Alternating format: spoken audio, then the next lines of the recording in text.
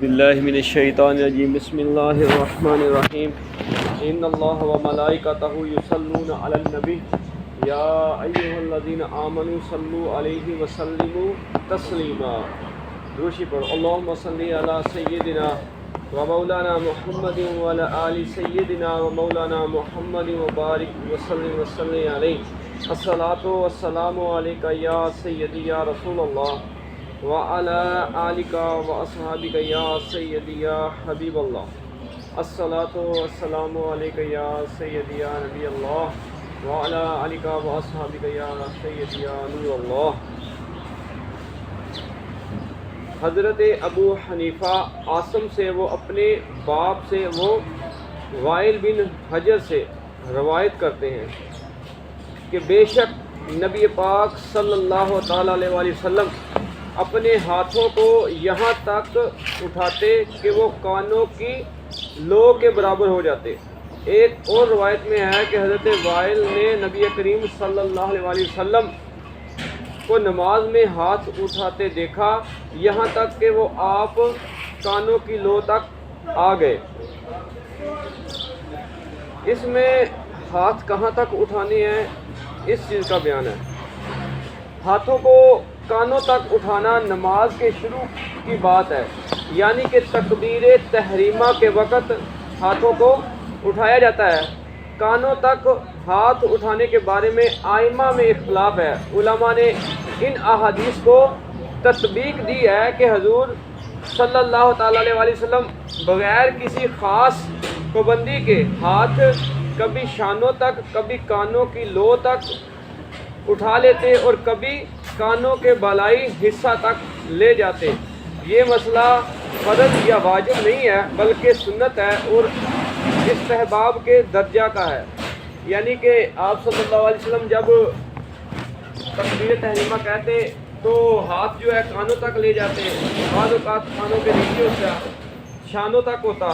تو اس میں یہ ہے کہ جو ہاتھ ہیں وہ احناف کا جو مسئلہ ہے، جو احناف نے جس پہ وہ عمل کرتے ہیں وہ یہ ہے کہ یہ کانوں کی لو تک ہو، کانوں کی لو تک ہاتھ اٹھائے جائیں گے۔ یہ فرض واجب نہیں ہے، یہ استحباب کے درجے کا ہے، ٹھیک ہے۔ اگر اوپر ہو جائیں یا نیچے ہو جائیں تو اس میں فرض واجب نہیں ہے۔ حضرت ابو حنیفہ عاصم سے وہ عبدالجبار بن وائل بن حجر سے وہ اپنے باپ سے روایت کرتے ہیں کہ میں نے رسول اللہ صلی اللہ علیہ وسلم کو تکبیر کے وقت ہاتھ اٹھاتے دیکھا اور آپ دائیں اور بائیں جانب سلام پھیرتے۔ اس حدیث پاک میں دو باتیں قابل ذکر ہیں۔ ایک یہ کہ تکبیر کے وقت ہاتھ اٹھاتے، اس سے مراد یہ ہے کہ تکبیر تحریمہ کے وقت، اور دوسری احادیث میں ہے کہ تکبیر تحریمہ کے وقت ہاتھ اٹھاتے پھر اس کے بعد ہاتھ نہ اٹھاتے۔ حضرت ابو حنیفہ حماد سے وہ ابراہیم سے روایت کرتے ہیں کہ وائل بن حجر ایک عربی آدمی ہیں، انہوں نے اس سے پہلے کبھی نبی پاک صلی اللہ تعالیٰ علیہ وآلہ وسلم کے ہمراہ نماز نہیں پڑھی۔ کیا وہ حضرت عبداللہ بن مسعود اور ان اصحاب سے زیادہ جانتے ہیں کہ انہوں نے تو یاد کر لیا اور اصحاب عبداللہ یاد نہ رکھ سکے؟ ایک روایت میں ہے کہ ابراہیم نے وائل بن حجر کی حدیث بیان کی، پھر کہا کہ وہ ایک دیہاتی آدمی ہے، اس سے پہلے کوئی نماز حضور صلی اللہ علیہ وسلم کے ساتھ نہیں پڑھی، کیا وہ عبداللہ بن مسعود سے زیادہ جانتے ہیں؟ ایک روایت میں ہے کہ ان کے سامنے حدیث وائل بن حجر کا تذکرہ ہوا کہ انہوں نے رسول اللہ صلی اللہ علیہ وسلم کو رکوع اور سجدہ کے وقت ہاتھ اٹھاتے دیکھا تو انہوں نے کہا دیہاتی آدمی ہیں، اسلام کے فقیہ نہیں ہیں۔ انہوں نے نبی پاک صلی اللہ علیہ وسلم کے ساتھ ایک مرتبہ نماز پڑھی اور مجھ سے بے شمار راویوں نے عبداللہ بن مسعود سے روایات کی ہیں کہ انہوں نے صرف نماز کے شروع میں ہاتھ اٹھائے اور اس کی روایت نبی علیہ السلام سے کی، اور عبداللہ بن مسعود شرائع حدود و اسلام کو جاننے والے، نبی پاک صلی اللہ علیہ وسلم کے حالات کی ٹو میں رہنے والے اور سفر و حجر میں حضور صلی اللہ علیہ وسلم کے رفیق و ساتھی ہیں، اور آپ صلی اللہ علیہ وسلم حضور اور آپ نے حضور صلی اللہ علیہ وسلم کے ہمراہ بے حساب نمازیں پڑھی ہیں۔ اس میں یہ مسئلہ بیان کیا گیا ہے کہ ایک اعرابی آیا تو اس نے نبی کریم صلی اللہ علیہ وسلم کو نماز میں بار بار ہاتھ اٹھاتے دیکھا، تو اس کو بیان کیا کہ نماز میں تکبیر تحریمہ کے بعد بھی آپ صلی اللہ علیہ وسلم ہاتھ اٹھاتے تھے۔ یاد رکھیں کہ یہ مسئلہ جو ہے یہ ابتدائی اسلام کا ہے۔ یہ ابتدائی اسلام میں یہ رفع یدین تھا، یعنی کہ پہلی تکبیر میں اللہ اکبر، جب تکبیر تحریمہ کہتے تو اللہ اکبر کہتے، پھر اس کے بعد پھر جب رکوع کرتے پھر ہاتھ اٹھاتے، پھر سجدہ کرتے پھر ہاتھ اٹھاتے۔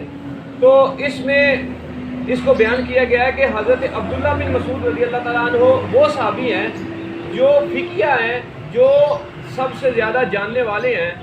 تو انہوں نے یہ روایت بیان کی ہے کہ نبی کریم صلی اللہ علیہ وسلم صرف جب تکبیر تحریمہ کہتے اسی وقت ہاتھ اٹھاتے تھے، اس کے بعد نہیں اٹھاتے۔ حضرت سفیان بن عیینہ کہتے ہیں کہ حضرت ابو حنیفہ رحمۃ اللہ علیہ اور امام اوزاعی مکہ سے گندم کی منڈی میں اکٹھے ہو گئے۔ یہ ہوا ہے مکالمہ حضرت امام اعظم ابو حنیفہ اور امام اوزاعی کا، بات بڑی سننے والی ہے۔ حضرت ابو حنیفہ رحمۃ اللہ علیہ سے انہوں نے کہا تمہارا کیا حال ہے؟ امام اوزاعی امام ابو حنیفہ سے کہتے ہیں تمہارا کیا حال ہے کہ نماز میں تم رکوع میں جاتے ہو اور اٹھتے وقت ہاتھ نہیں اٹھاتے؟ حضرت ابو حنیفہ رضی اللہ تعالیٰ عنہ نے کہا کہ اس وجہ سے کہ رسول اللہ صلی اللہ علیہ وسلم سے اس بارے میں کوئی صحیح حدیث مجھ تک نہیں پہنچی۔ یہ امام صاحب کہہ رہے ہیں۔ اچھا، امام اوزاعی کیا کہتے ہیں؟ کہتے ہیں صحیح حدیث کیوں نہیں ہے، میں بیان کرتا ہوں۔ انہوں نے بیان کی تحقیق حدیث بیان کرتے ہیں، مجھ سے زہری نے، انہوں نے سالم سے روایت کی، انہوں نے اپنے والد عبداللہ بن عمر سے، انہوں نے نبی پاک صلی اللہ علیہ وسلم سے کہ آپ جب نماز شروع فرماتے تو ہاتھ اٹھاتے تھے اور رکوع کرتے اور اس سے اٹھتے وقت۔ تو حضرت ابو حنیفہ نے ان سے کہا کہ روایت بیان کی مجھ سے، اب وہ روایت بیان کرتے ہیں، امام صاحب روایت بیان کرتے ہیں، کہتے ہیں مجھ سے روایت بیان کی حماد نے، انہوں نے روایت کی ابراہیم سے، انہوں نے علقمہ اور اسود سے، انہوں نے عبداللہ بن مسعود سے کہ رسول اللہ صلی اللہ علیہ وسلم صرف شروع نماز میں ہاتھ اٹھاتے تھے اور پھر دوبارہ ایسا نہ کرتے تھے۔ امام اوزاعی کیا کہتے ہیں؟ امام اوزاعی کہتے ہیں کہ میں تم سے حدیث بیان کرتا ہوں زہری سے، وہ سالم سے اپنے باپ سے، اور تم کہتے ہو کہ حدیث بیان کی مجھ سے حماد نے اور انہوں نے روایت کی ابراہیم سے۔ امام صاحب فرماتے ہیں تو امام صاحب نے کہا حماد زہری سے زیادہ فقیہ ہے۔ اب جو روایت کرنے والے ہیں نا ان کا مقابلہ کر رہے ہیں امام صاحب، کہتے ہیں کہ جو حماد ہیں وہ زہری سے زیادہ فقیہ ہیں، کہ زیادہ جاننے والے ہیں، اور ابراہیم سالم سے زیادہ فقیہ ہیں، اور علقمہ حضرت ابن عمر سے فقہ میں کم نہیں ہے، اگرچہ ابن عمر کو شرف صحبت نصیب ہے تو اسود کو بھی بہت زیادہ فضیلت حاصل ہے۔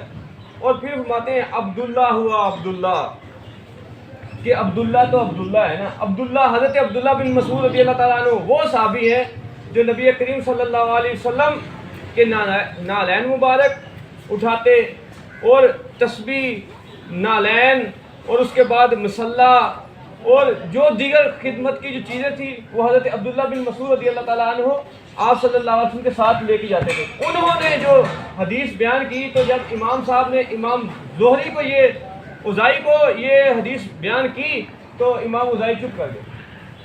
انہوں نے کہا کہ وہ جو آپ بیان کرتے ہیں، جو میں نے آپ کو روایات پیش کی ہے، وہ ان سے زیادہ فقیہ والے ہیں، زیادہ سمجھنے والے۔ امام اوزاعی چپ۔ یہ منڈی میں مکالمہ ہوا ہے، منڈی میں غلہ خریدنے گئے، وہاں پر یہ مکالمہ ہو گیا۔ وہ کہتے ہیں امام صاحب کو آپ جناب بغیر رفع یدین کے نماز پڑھتے ہیں، تو وہ امام صاحب کہتے ہیں میرے پاس صحیح حدیث نہیں آئی۔ انہوں نے حدیث بیان کی، جب امام صاحب نے حدیث بیان کی حضرت عبداللہ بن مسعود رضی اللہ تعالیٰ عنہ جس کے بارے میں نبی کریم صلی اللہ علیہ وسلم نے فرمایا ہے کہ یہ امت کے بڑے عالم ہیں، یہ حضرت عبداللہ بن مسعود رضی اللہ تعالیٰ عنہ امت کے بڑے عالم ہیں، تو آپ کی شان و شوکت جو ہے وہ سب پر عیاں ہے۔ تو اس پر امام اوزاعی خاموش ہو گئے۔ اس سے یہ پتہ چلتا ہے کہ امام اعظم ابو حنیفہ رضی اللہ تعالیٰ عنہ نے جو بھی فقہی مسائل کو بیان کیا ہے وہ ان صحابہ سے لے کر اور ان کی تحقیق اور ان کی فقاہت اور ان سب کو چیزوں کو مد نظر رکھتے ہوئے مسائل کو اخذ کر کے امت تک پہنچایا ہے۔